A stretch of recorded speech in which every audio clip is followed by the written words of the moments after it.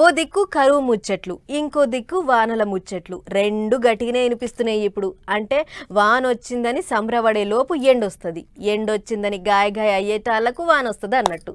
సరే, ఎట్లెట్లా అయ్యేది ముందు ముందు తెలుస్తుంది కానీ ముందైతే వచ్చే 3-4 రోజులలో వానల మోక గట్టిగా ఉన్నదట.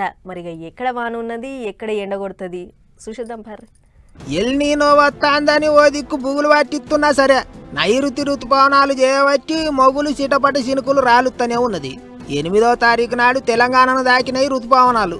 అట్లా 11వ తారీఖు కల్లా హైదరాబాద్ నుంచి భద్రాద్రి కొత్తగూడెం దాకా వాకినాయి. రాష్ట్రం అంతా బాకాలనంటే ఇంకో 3-4 వద్దులు పడుతుందట. ఇక అటే అనక అంటే 18వ తారీఖు నుంచి దక్షిణ తెలంగాణలో దంచి కొడతాయట వానలు. హైదరాబాదు, ఉమ్మడి రంగారెడ్డి, ఉమ్మడి పాలమూరు జిల్లాల్లో ఇరుగమరగ దంచుతాడట వానదేవుడు.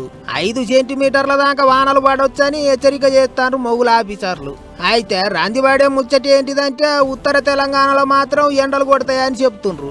ఉమ్మడి ఆదిలాబాదు, కరీంనగర్, నిజామాబాద్ జిల్లాల్లో ఎండలు గట్టిగానే ఉన్నాయట. 40 డిగ్రీలు దాటిటట్టే ఉంటదట గర్మి. ఇక అదట్లుంటే హైదరాబాదు పట్టణంలో చినుకు పడితే చాలు రోడ్ల మీద మడుగులు కడుతున్నాయి నీళ్లు.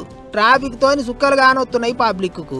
వాన పడితే గట్ల అవుతుందని ముందుగానే ఊహించి 1వ తారీఖు నాడే మీటింగ్ పెట్టి ఆఫీసర్లందరినీ హుషారు చేసిండు సీఎం సారు. అయినా సుత ఎవ్వరు పట్టించుకోలేదట. అందుకే ఆదివారం నాడు మళ్ళోసారి మీటింగ్ పెట్టి అందరిని గట్టిగానే జాడిచ్చిండట పెద్ద సారు. పట్నంలో వాన పడితే చిన్నోళ్ళు పెద్దోళ్ళు ఆఫీసర్లంతా రోడ్డు మీదనే ఉండాలి, పబ్లిక్ ఎక్కడ తిప్పలు కాకుండా చూసుకోవాలి అని మస్తు గట్టిగానే చెప్పిండట. అంతేకాదు ఆఫీసర్లు రోడ్డు ఎక్కకపోతే తానే స్వయంగా రోడ్డు ఎక్కుతానని కూడా చెప్పిండట. మరిగా ముఖ్యమంత్రి చెప్తున్నా ఆఫీసర్లకు చెవిన వార్త లేదంటే వాళ్ళ రుబాబేందో అని పబ్లిక్ కోపానికి వస్తుండ్రు. ఏం చేస్తారో ఎట్లా చేస్తారో గానీ ట్రాఫిక్ కష్టాలు లేకుండా చూడాలి అని అడుగుతుండ్రు పట్నం జనాలు.